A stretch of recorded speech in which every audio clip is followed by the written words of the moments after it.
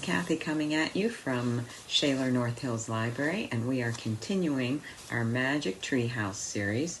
Today we have Buffalo Before Breakfast. So let's find out what that adventure is all about. Once again, it's by Mary Pope Osborne, as is the whole series.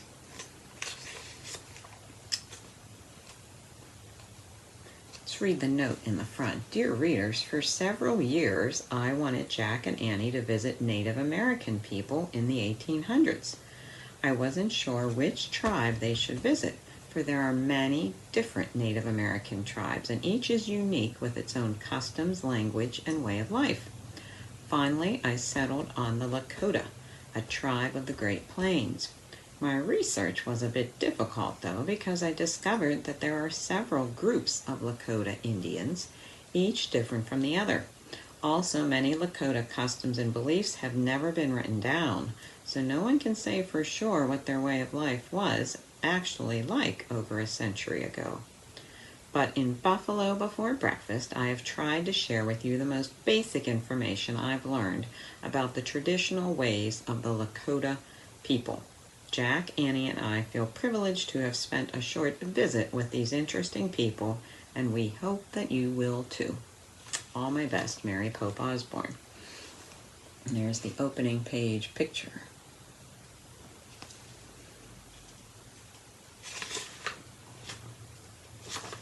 Prologue.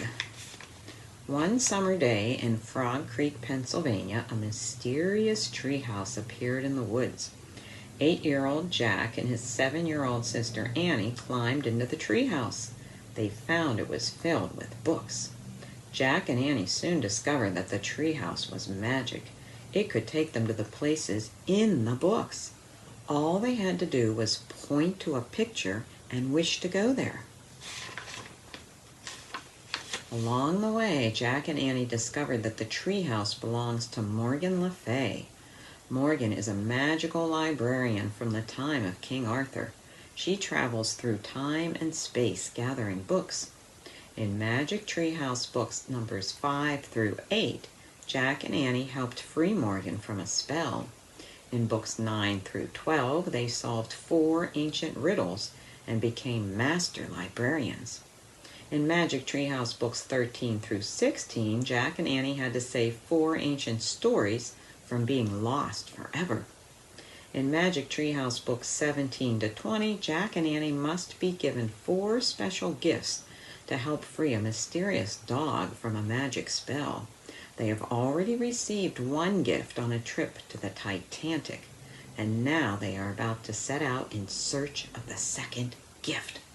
So the last one that we read together was the Titanic, or if you missed it, you can go back and catch it on our website.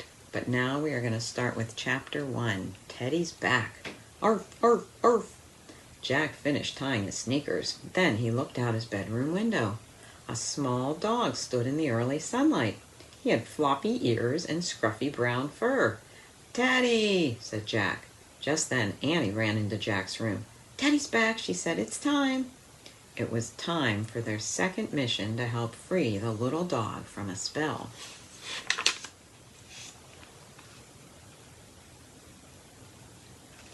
Jack threw his notebook and pencil into his backpack. Then he followed Annie downstairs and past the kitchen. "Where are you two going?" their mom called. "Outside," said Jack. "Breakfast will be ready soon," she said, "and Grandmother will be here any minute." "We'll be right back," said Jack. He loved his grandmother's visits. She was kind and funny, and she always taught them new things. Jack and Annie slipped out the front door. Teddy was waiting for them. "Arf, arf," he barked. "Hey, where did you go last week?" Jack asked. The small dog wagged his tail joyfully. Then he ran up the sidewalk. "Wait for us," Annie shouted. She and Jack followed Teddy up the street and into the Frog Creek woods. They ran between the trees. Wind rattled the leaves. Birds swooped from branch to branch. Teddy stopped at a rope ladder that hung from the tallest oak tree in the woods. At the top of the ladder was the magic tree house. Jack and Annie stared up at it. "No sign of Morgan," said Annie. "Let's go up," said Jack. Annie picked up Teddy. She carried him carefully up the ladder. Jack climbed up after her. Inside the treehouse, Teddy sniffed a silver pocket watch on the floor. Beside it was the note that Morgan had written to Jack and Annie. Annie picked up the note and read it aloud. "This little dog is under a spell and needs your help. To free him, you must be given 4 special things. A gift from a ship lost at sea, a gift from the prairie blue, a gift from a forest far away, a gift from a kangaroo. Be brave, be wise, be careful." "We've got the first special thing," said Annie, "the gift from the ship at sea." "Yeah," said Jack. He picked up the silver pocket watch. The time on the watch was 2:20, the time the Titanic had sunk. Jack and Annie stared at the watch. "Arf, arf!" Teddy's barking brought Jack back from his memories. "Okay," Jack said. He sighed and pushed his glasses into place. "Now it's time for the gift from the prairie blue." "What's that mean?" said Annie. "I'm not sure," said Jack. He looked around the treehouse. "But I bet that book will take us there." He picked up a book in the corner. The cover was a picture of the wide prairie. The title was The Great Plains. "Ready?" Jack said. Teddy yipped and wagged his tail. "Let's go," said Annie. "The sooner we free Teddy, the better." Jack pointed at the cover. "I wish we could go there," he said. The wind started to blow. The treehouse started to spin. It spun faster and faster.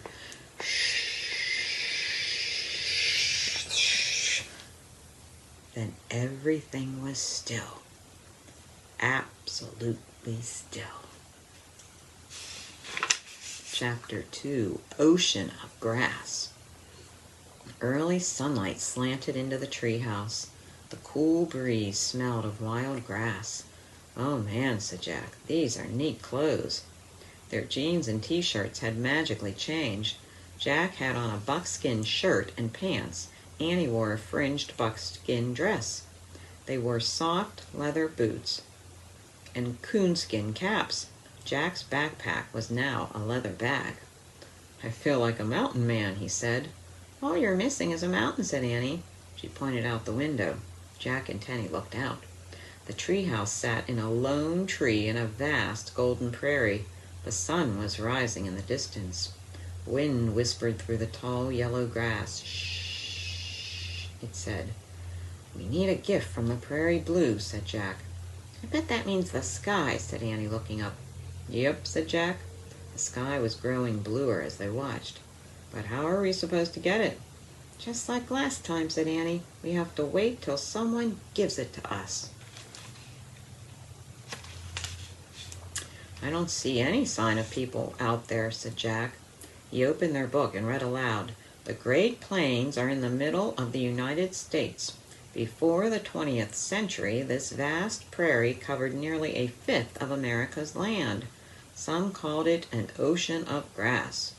Jack pulled out his notebook. "Come on," said Annie. She picked up Teddy and carried him down the ladder. Jack quickly wrote, "Great Plains, lots of land." "Wow, this is like an ocean of grass," Annie called from below. Jack slipped the Great Plains book and his notebook into his leather bag and climbed down. When he stepped onto the ground, the grass came all the way up to his chest. It tickled his nose. "Ah, chew!" he sneezed. "Let's go swimming in the grass ocean," said Annie. She started off with Teddy under her arm. The wind blew gently as Jack hurried after her. All he could see was rolling waves of grass. They walked and walked and walked. Finally, they stopped to rest. "We could walk for months and never see anything but grass," said Jack. "Arf, arf!" "Teddy says there's something great up ahead," said Annie. "I can't tell what he's saying," said Jack. "He's just barking." "I can tell," said Annie. "Trust me." "We can't walk all day," said Jack. "Come on," said Annie. "Just a little farther." She started walking again. "Oh, brother," said Jack. But he kept going through the tall, rippling grass. They went down a small slope, then up a small rise. At the top of the rise, Jack froze. "Wow, this is great," he whispered. "Told you," said Annie. Chapter 3, Black Hawk. Jack stared at a circle of teepees ahead. Busy people in buckskins moved about the circle. Horses and ponies grazed nearby. Jack took out his research book and found a picture of the teepees. He read in the early 1800s, many different Native American tribes lived on the Great Plains. The Lakota were the largest tribe. They lived mostly in the areas we now call North Dakota, South Dakota, and Minnesota.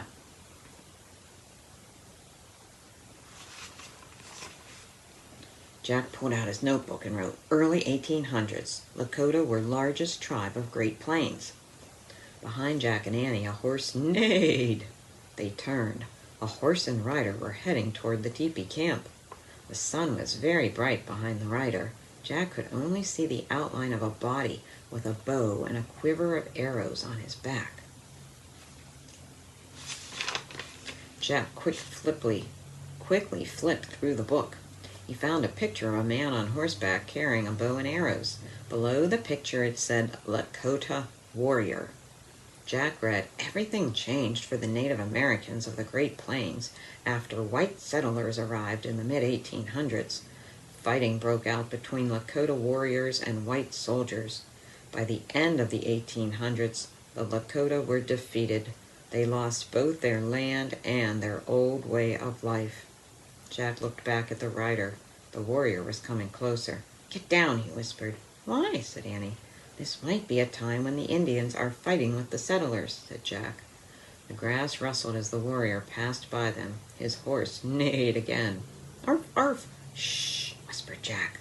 But it was too late. The warrior had heard Teddy's barking. He galloped toward them, grabbing his bow. "Wait," said Jack. He jumped up from the grass. "We come in peace." The rider halted. Now Jack saw that he was only a boy on a pony. He couldn't have been more than 10 or 11. "Hey, you're just a kid," Annie said, smiling. The boy didn't smile back, but he did lower his bow while he stared at Annie. "What's your name?" she asked.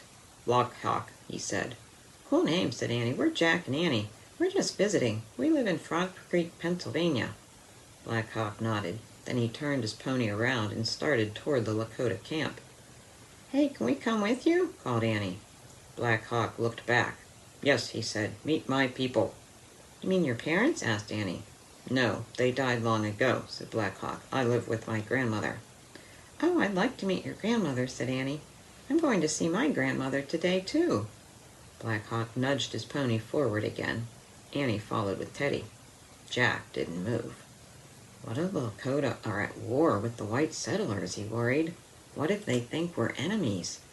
"Annie," Jack called softly, "we don't know if it's safe or not." But Annie just waved for him to come on. Jack sighed. He opened the research book and quickly flipped through the pages. He wanted information about how to act with the Lakota. On one page he read, "Good manners to the Lakota means speaking as few words as possible and sharing gifts when visiting." On another page he read, "The Lakota admire those who do not show fear." Jack's favorite piece of information was, "Holding up 2 fingers means friend." Jack put the book away. He ran to catch up with Annie. Annie was telling Black Hawk all about their grandmother. The boy listened silently. "Annie," Jack whispered, "I just read that it's good manners to be quiet, and we should give gifts and not show fear. Also, holding up 2 fingers means friends." Annie nodded. "Got that?" said Jack. "Sure," she said. "No talking, no fear, no problem." Jack looked up. He caught his breath. Ahead of them, the people at the campsite had stopped what they were doing. All eyes were turned to Jack and Annie. Jack quickly held up 2 fingers. Annie did the same. Chapter 4, Good Manners. Black Hawk led Jack and Annie toward the teepees. Everyone kept watching them. Jack couldn't tell what anyone was thinking. No one looked angry, but no one looked happy either. Jack wondered how to appear brave. He glanced at Annie. She walked tall and straight. Her chin was up, her face was calm. Jack straightened his shoulders, he lifted his chin, and he felt braver. Black Hawk stopped and slid off his pony. The pony headed for the grazing pasture. Then Black Hawk led them to a teepee. It was covered with buffalo designs. "Grandmother is inside," Black Hawk said to Jack and Annie. Inside, the teepee looked like a small round room. A fire burned in the center. Smoke rose through a hole at the top. An old woman sat on animal skins. She was sewing beads onto a moccasin. She looked up at Jack and Annie. "Grandmother," said Black Hawk, "this is Jack and Annie from Frog Creek, Pennsylvania." Jack and Annie both held up 2 fingers for friend. Grandmother raised 2 fingers also. Then Jack took off his coonskin cap. He gave it to Grandmother. She put the cap on her head, then laughed. Jack and Annie laughed too. Grandmother's laughter and kind face reminded Jack of his own grandmother. "You wish to learn our ways," she said. Jack and Annie nodded. Jack could tell she was wise. Grandmother stood and left the teepee. They followed her.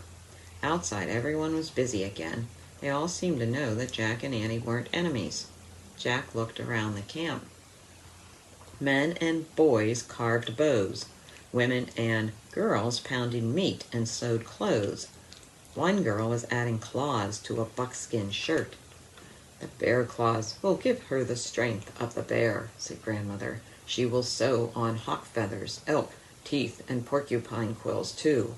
All will give her the power of the animals." Jack pulled out his notebook and wrote, "Sew bear claws to shirt." "I have strong animal power when I go on a buffalo hunt," Black Hawk said proudly. "What do you mean?" asked Jack. "I will show you," said Black Hawk. "Wait." Black Hawk went back inside the teepee. Annie turned to Grandmother. "Why does he hunt the buffalo?" she asked.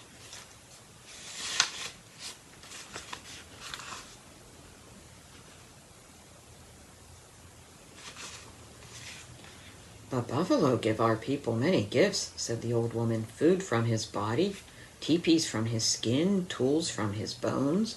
Jack started making a list. "Cups from his horns," Grandmother went on, "ropes from his hair, even winter sleds from his ribs." Jack finished his list.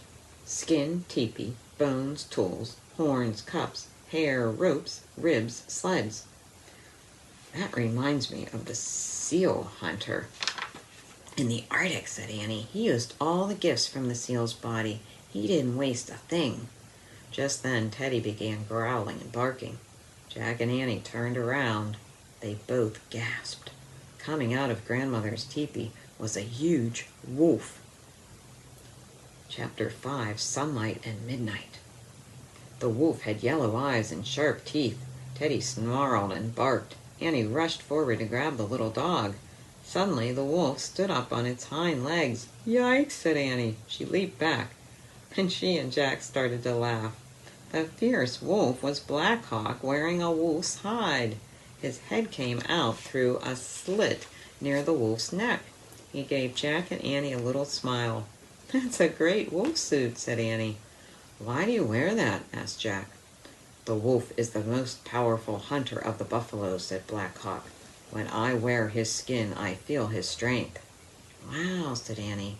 Black Hawk looked at his grandmother. "May I show them the buffalo now?" he said. "Only show," said Grandmother. "Do not hunt. We have enough meat today." She looked back at Jack and Annie. "Lakota never take more buffalo than we need," she said. "That's good," said Annie. Black Hawk handed his wolf skin to Grandmother. Then he ran to the grazing ponies. He climbed on his. Then he herded 2 ponies, one black and one yellow, over to Jack and Annie. "Hi, Midnight. Hi, Sunlight," said Annie, naming the ponies. She patted their noses. "Annie," whispered Jack, "how are we going to ride without saddles or reins?" "Just hold on to their manes," she said, "and grip with your legs. Watch." Annie threw her arms around Midnight's neck. She slung her leg over the pony's back and pulled herself up. "I'll carry Teddy in the bag," Annie said. Jack picked up Teddy and slipped him inside the leather bag. He handed it to Annie, who hung it over her shoulder. Teddy's head peeked out of the bag. "Arf!" he barked. "Giddy up, Midnight," said Annie. The pony started to walk away. "Wait," said Jack. He turned to Black Hawk. He had just a few questions. Black Hawk let out a wild whoop and took off too. Jack took a deep breath. He threw his arms around Sunlight's neck, then he slung his leg over the pony's back. The pony started to move. "Wait, wait," said Jack. He hopped on one foot, trying to keep up. The pony stopped. Slowly, Jack pulled himself onto Sunlight's back. He gripped the pony's mane, then he carefully reached up and pushed his glasses into place. He looked over his shoulder. Grandmother was watching. She nodded at him. Lakota people admire those who do not show fear, Jack remembered. He liked Grandmother. He wanted her to admire him. He let out a wild whoop and Sunlight took off like the wind. The whoop made Jack feel braver. He held tightly to Sunlight's mane. They caught up with Black Hawk and Annie, and together they all rode through the tall grass. Shadows of clouds swept over the plains. They looked like giant dark birds spreading their wings.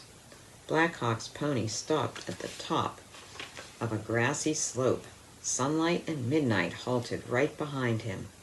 Jack couldn't believe his eyes. Before them were thousands and thousands of grazing buffalo.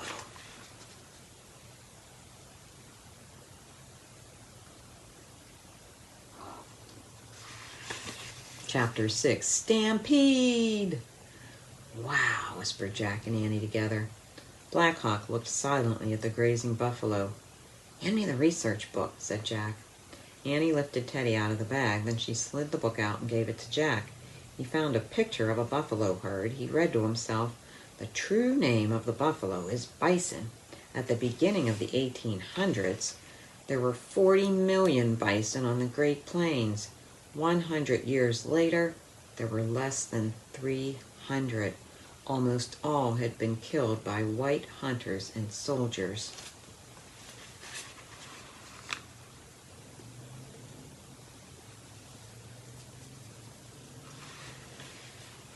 Jack looked at the vast herd. As far as he could see, there was nothing but buffalo. Now Jack knew for certain they'd come to the time before the white settlers and soldiers had arrived, before the end of the great buffalo herds. "I have been on many hunts," Black Hawk said, his eyes still on the buffalo. "Were you scared?" said Jack. Black Hawk shook his head. "You're really brave," said Annie. Black Hawk smiled proudly. "I will show you how a brave hunter moves," he said. He slid off his pony. "Wait, your grandmother said not to hunt," said Annie. "Plus, you don't have your wolf suit." "I am not afraid," said Black Hawk. "I don't think you should go down there," said Jack. "There's no grown-ups around." But Black Hawk wasn't listening. He began creeping on all fours toward the buffalo. "I have a feeling something bad is going to happen," said Annie. Jack had the same feeling. He looked back at the book. "A bison can weigh 2,000 pounds and stand 6 feet high. If one becomes alarmed by a hunter, he might start running and set off a terrifying stampede." Jack looked back at Black Hawk. He was creeping closer and closer to the herd. Jack's heart pounded. He wanted to shout, "Come back!" but he didn't want to scare any of the huge, fierce-looking animals.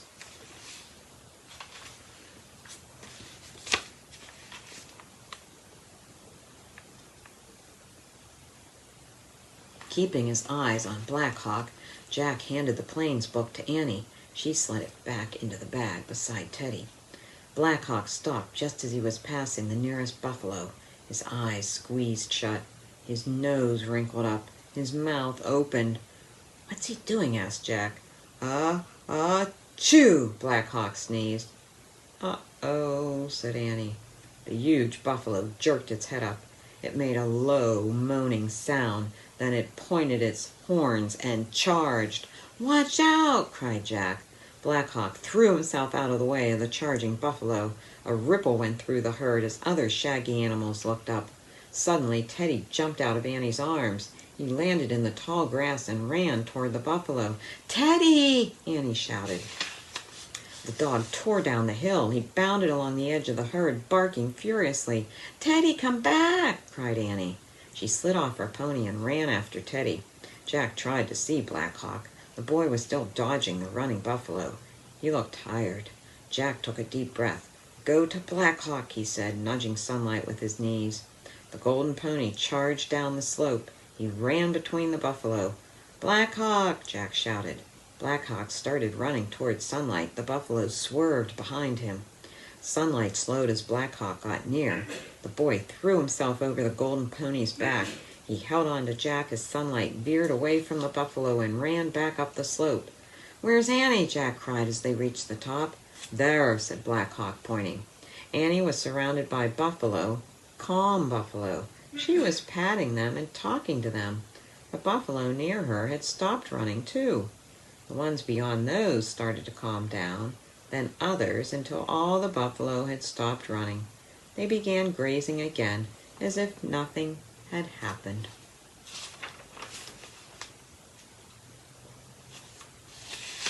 Chapter 7, White Buffalo Woman. "She has good medicine," said Black Hawk. "Annie doesn't have any medicine," Jack said. "She just has a way with animals." Black Hawk was silent. He climbed back on his waiting pony, then he rode down towards Annie. Jack followed. Annie's pony trailed behind. Annie turned to Jack and Black Hawk as they rode up to her. On her face was a look of amazement. "You wouldn't believe what happened," she said. "You stopped the stampede," said Black Hawk. "But it wasn't just me," said Annie. "What do you mean?" asked Jack. "I was trying to find Teddy," said Annie, "and I got in the way of the buffalo. I couldn't escape, so I held up my hands and shouted, 'Stop!' Then out of nowhere, a beautiful lady in a white leather dress came to help me." "You saw a lady in white?" asked Black Hawk. His eyes had grown wide. "Yes," said Annie. "She held up her hands, and the buffalo stopped running. Then she disappeared." "Where's Teddy?" said Jack. Annie gasped. "I don't know. I forgot about him," she said. "Teddy! Teddy!" "Arf! Arf!"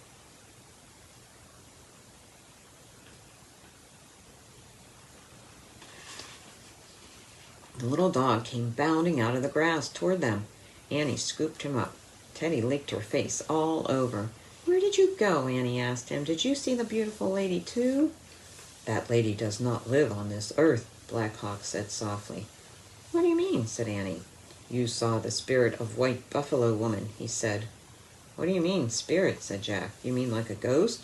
Black Hawk turned his pony around. "Let us go back," he said. "We must tell Grandmother."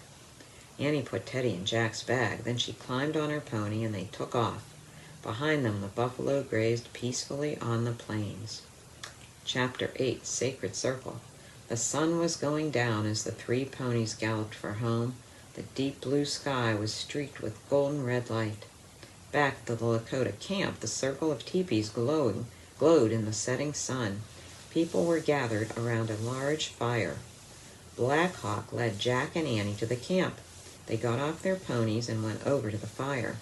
Grandmother rose to greet them. "You have been gone a long time," she said. Black Hawk looked her bravely in the eye. "Grandmother, I tried to hunt the buffalo alone," he said. "One charged at me, but Jack saved my life. Then Annie and White Buffalo Woman stopped all the other buffalo from a stampede." "Let this be a lesson to you," Grandmother said sternly. "Your pride led you to show off. Showing off made you behave foolishly. Your foolishness frightened a buffalo. He frightened others. One thing always leads to another. Everything is related." "I am sorry," said Black Hawk. He hung his head. "I have learned." Jack felt sorry for Black Hawk. "I make mistakes sometimes, too," he said softly. "Me too," said Annie. Grandmother looked at Jack and Annie. "Buffalo Girl and Rides Like Wind showed great courage today," she said. Jack smiled. He loved his new Lakota name, Rides Like Wind. "We welcome you to our family," said Grandmother. The evening shadows spread over the camp. Someone began beating a drum. It sounded like a heartbeat. "Come, sit with us in our circle," said Grandmother. They sat with her near the warm fire. A cool breeze blew sparks into the gray twilight.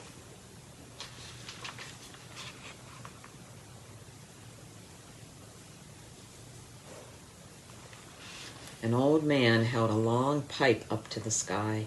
He pointed it to the east, the south, the west, and the north. Then he passed the pipe to the next man in the circle. The man put the pipe to his lips and blew smoke into the golden firelight. Then he passed it on.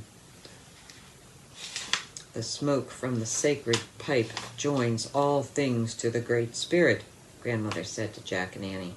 The Great Spirit? Asked Annie. The Great Spirit is the source of all things in the sacred circle of life, said Grandmother. It is the source of all spirits. What spirits? Asked Jack.